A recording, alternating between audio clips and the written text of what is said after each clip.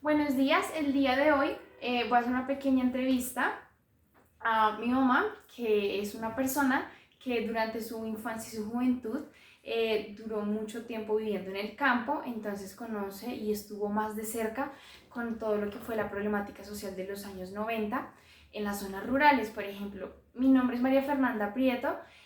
Bueno, quiero que el día de hoy nos cuentes un poco cómo fue estos cambios, cuáles eran las problemáticas del campo. Y bueno, empecemos hablando, cuéntanos un poco acerca de ti. Bueno, mi nombre es Carmenza Casallas. Gracias, hija, por la invitación. Pues que le cuento, pertenecía a una familia muy numerosa del campo. Viví en una vereda de Villapinzón.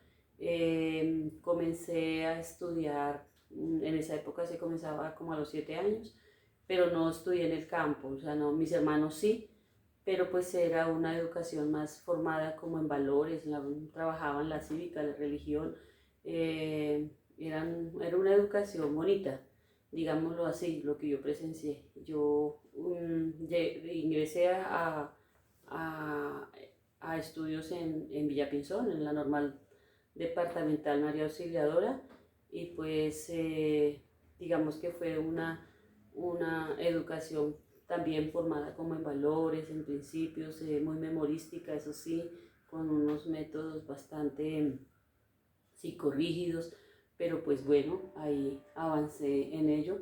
Estudié en la primaria, el bachillerato y salí como normalista de ahí, pero la gran mayoría de mis compañeros pues eran gente que vivía en el campo, y también había un internado donde había gente que llegaba de otro país, de otros lugares de Colombia, pues con otras condiciones sociales, tal vez mejor económicamente que nosotros. Entonces ahí también se comenzaba a ver como la, la discriminación en ello. Ok, es bastante interesante este punto de la educación y lo que es estudiar en el campo y poder tener esa oportunidad que antiguamente era como muy selectiva. Bueno, cuéntanos acerca un poco de los problemas que se vivían, los problemas sociales como las violencias, las guerrillas. ¿Allí se presenciaba eso? O sea, en mi infancia yo casi no escuchaba eso. Mi mamá escuchaba mucho Radio Sutatensa y esas cosas, problemáticas así, pero no eran así tan fuertes. Digamos que no, yo no veía así, o sea, uno en el campo como que vive en otro mundo, ¿no? Se aleja. De pronto mi mamá sí hablaba del Bogotazo, de todas esas cosas, pero digamos que se veía el problema como lejos, no tan cerca de uno. Y pues obviamente lo que yo percibía es que la vida en el campo era muy dura, muy fuerte.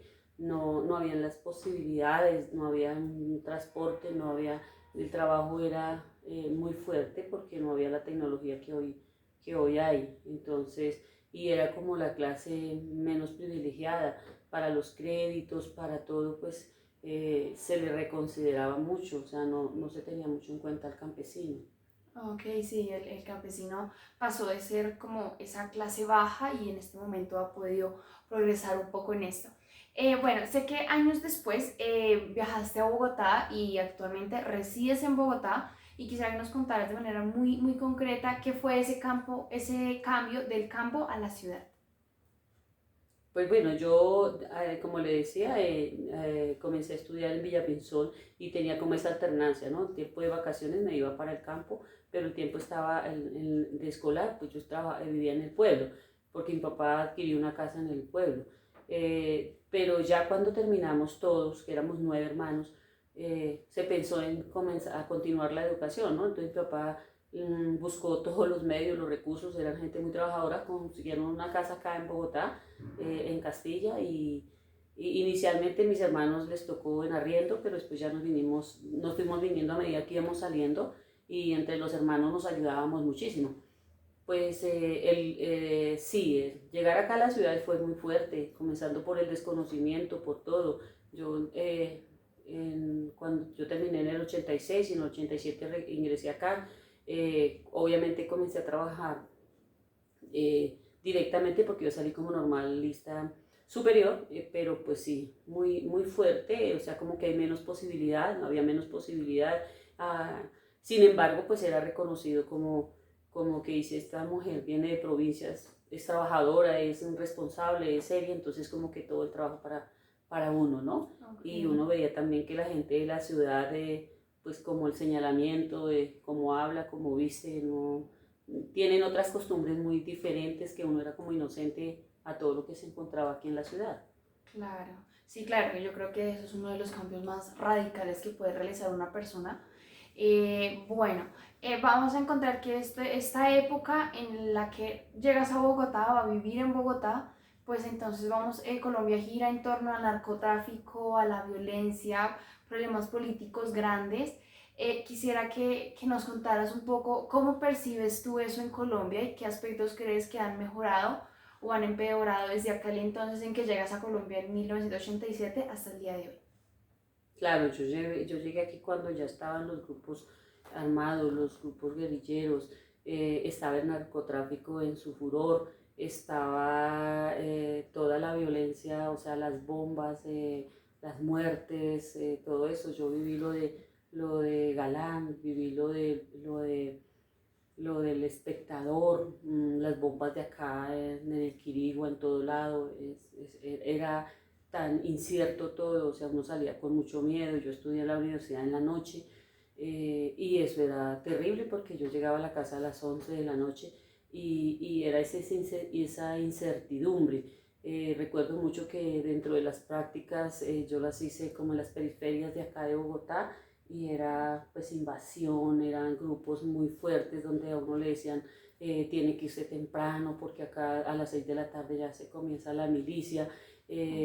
Y éramos, o sea, uno vivía con muchos temores porque igual la pobreza terrible, o sea, eso fue lo que yo percibí acá una vez ya comencé las prácticas de la universidad y comencé a trabajar también en colegios, porque yo comencé a trabajar después con el distrito y obviamente lo mandan a uno en las zonas más inicialmente Claro. más fuertes, entonces las invasiones, la gente en unas situaciones muy duras, o sea que si uno estaba mal, pues ellos estaban peor. Ok. En este punto de la educación en la que tanto te relacionas, vemos que es un aspecto que socialmente se ha visto influenciado por muchas cuestiones. Esta cuestión de la violencia, de los grupos armados y diferentes grupos sociales que se fueron formando a medida del tiempo. ¿Cómo ves tú la educación de esa época a la actual? ¿Ha mejorado? ¿Ha empeorado? ¿Ha habido un progreso? ¿Cómo la percibes tú?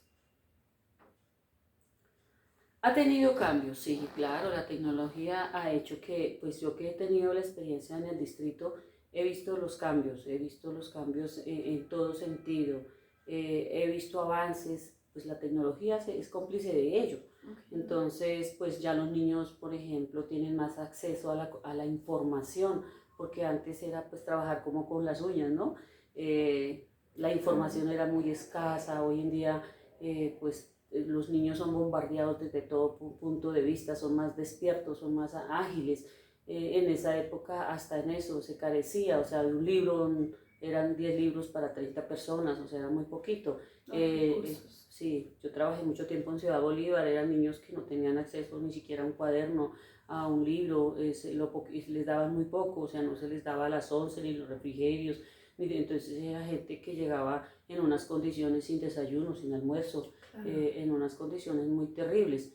Pero yo veo que en esa parte pues ha mejorado, he visto que el apoyo, eso ayuda mucho, lo que es la alimentación, digamos la estabilidad de la familia, eso ayuda. Eso, Sí. esto. Pues también es malo en el sentido en que también eso mismo se convierte como en un arma de doble filo. Okay. O sea, son niños que hoy en día resultan involucrados en los vicios ya de todo tipo, tanto los niños como las niñas. Eso mismo, la tecnología los ha ido degenerando la sociedad. Por ejemplo, la droga, cuando yo llegué a trabajar en el 87 yo no veía que los niños consumieran, que los niños estuvieran Okay. en otro tipo de cosas, no, eran más sanos. Sí. Y hoy sí, hoy en día están Se ha bombardeados estigmatizado desde ese todo, problema. sí.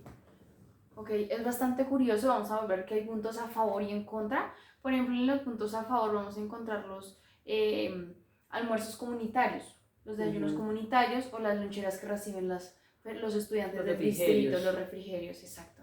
Bueno, muchas gracias. Esto ha sido todo por el día de hoy.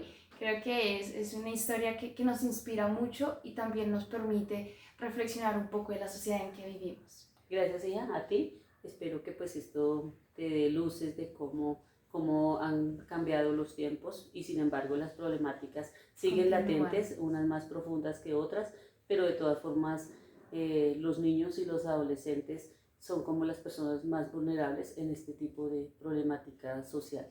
Muy cierto. Gracias. Bueno.